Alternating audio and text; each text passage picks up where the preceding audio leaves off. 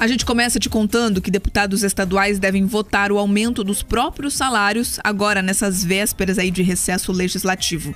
A expectativa é que o valor passe do salário atual de R$ 25.300 para mais de R$ 29 mil. A proposta que prevê esse reajuste deve ser analisada pelos parlamentares entre os dias 22 e 23 de dezembro. Por lei, os deputados estaduais recebem 75% dos vencimentos dos deputados federais. E em Brasília já existem conversas em andamento na Câmara e no Senado para que o aumento também seja aprovado. Ou seja, a revisão do valor recebido pelos parlamentares federais, se ela for aprovada, automaticamente os representantes da Casa Legislativa Estadual também devem ser beneficiados.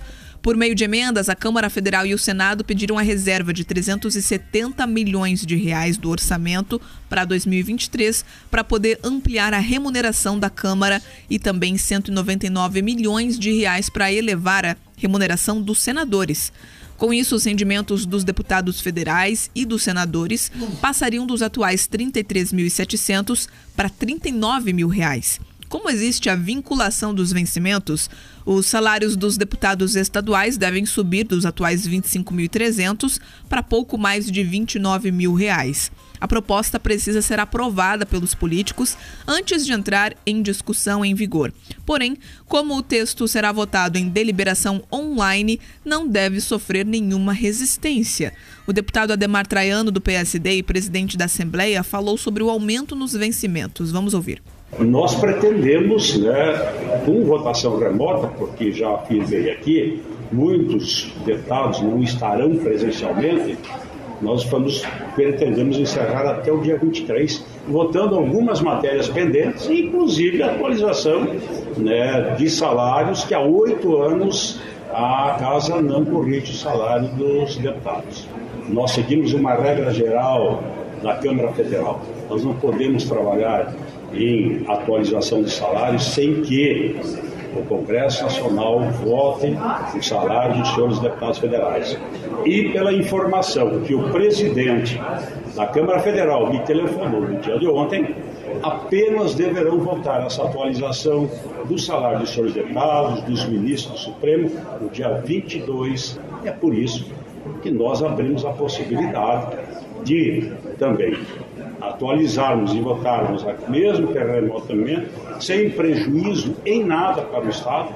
E é claro, se isso acontecer no dia 22, obrigatoriamente nós precisamos fazer e cumprir também essa determinação legal. Ademar Traiano também falou sobre os valores que os parlamentares devem passar a receber. Pelo que me disse o presidente da Câmara Federal, o salário dos senhores deputados líquidos deve alterar em torno de R$ 2.000. Essa é a análise total. Claro que bruto é um pouco maior, mas tem imposto de renda, tem INSS, que os deputados também recolhem, e líquido deve virar em torno de R$ 2.000 essa alteração. Não tem o percentual, os deputados federais, o salário dos deputados federais deve ficar na ordem de R$ 39 mil. O salário dos deputados estaduais deve obedecer 75% do que ganha o deputado federal.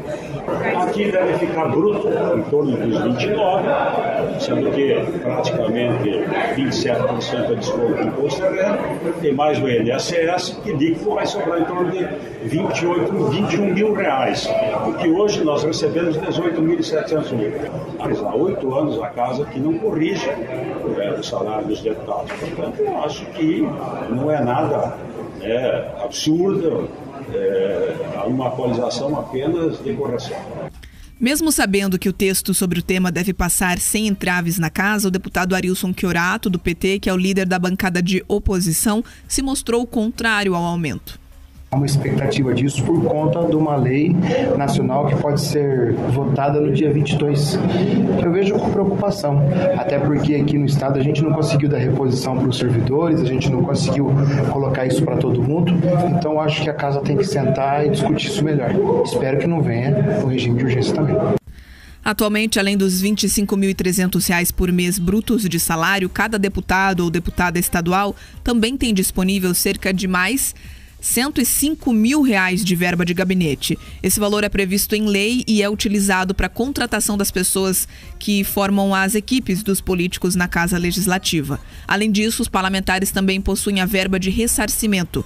São R$ 36.500 por mês que podem ou não ser utilizados por meio de ressarcimento de despesas que foram feitas durante o desempenho da atividade parlamentar.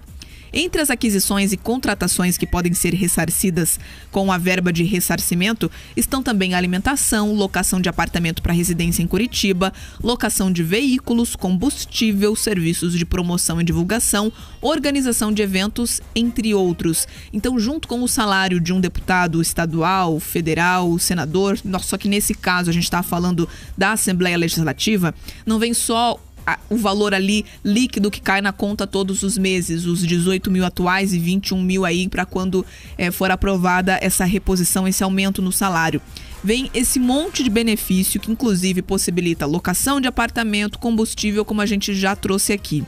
E é importante observar como aqui, nesse caso, o efeito é cascata. Se aumenta em outra casa legislativa, no caso da Câmara Federal, da Câmara dos Deputados, acaba aumentando automaticamente aqui na Assembleia Legislativa, porque vejam só, nem passou ainda pela Câmara Federal essa aprovação de reajuste e os deputados aqui do Paraná já marcaram a sessão, já deram um jeito dessa sessão ser online, virtual, para eles poderem estar descansando já naquele finzinho de dezembro e ainda votar esse projeto sem resistência, sem protesto, principalmente da população que tem aí acompanhado de forma bem contínua as sessões da Assembleia Legislativa. E um outro ponto, Pedroso, que você já comentou aqui, já fez o link da Câmara de Vereadores de Curitiba, e a gente pode fazer isso também aqui na Assembleia Legislativa, é quando a gente vê alguém da oposição ou algum vereador ou deputado, que não importa se é da oposição ou da situação, que se coloca contrário ao aumento do salário. E depois, quando os outros aprovam, ele também usufrui disso de forma oportuna. No momento de dizer eu sou contra e fazer todo aquele palco e demonstrar para a população aquele engajamento político, diz que é contrário ao aumento. Mas depois que passa, opa, tá na minha conta, eu vou usar também. A questão, que é um grande desafio, eu tenho falado aqui em várias pautas do desafio da coerência. Muitos políticos assumem esse comportamento que a Bia chamou a atenção, que eu cobrei dos vereadores aqui em Curitiba, que é o seguinte: muitos deles falam assim, eu já vi inclusive em rodas parlamentares, falando assim, olha, eu vou ali falar que sou contra, sei que vai passar mesmo, eu ainda levo o aumento para casa e faturo politicamente. Então, assim, aqueles deputados, aqueles parlamentares que são contra, é importante que eles sejam absolutamente coerentes com aquilo que eles falam, e caso o aumento seja aprovado, vai ser aprovado. Tá? O trem da alegria está nos trilhos, rodando livre, leve, solto, feliz. Então o trem da alegria está nos trilhos e tende a ser aprovado quando chegar, de fato, essa possibilidade com a aprovação dos aumentos dos nossos deputados federais e senadores. Então, assim, o que a gente tem que entender? Existe crise, Bia, em todos os lugares. Você conversa com os empresários, tem crise, eles estão preocupados. Você conversa com o setor da indústria, eles estão preocupados. Você conversa com os mais variados segmentos, eles estão preocupados, falando, olha, inclusive o aquecimento da economia podia ser maior, a gente está tentando recompor, tem dívida. Mas se tem um lugar que, pelo que a gente tem acompanhado, não tem crise, é na classe política. A gente noticiou aqui aumento na Câmara de Maringá, e aumento gigante. Tá? Passando por cima, inclusive, das manifestações da população lá. Noticiamos aqui na Câmara de Curitiba, tem uma série de câmaras de vereadores, poder público, prefeituras aumentando os próprios salários. A gente já tem esse indicativo, então, agora, que é a Câmara Federal e o Senado também.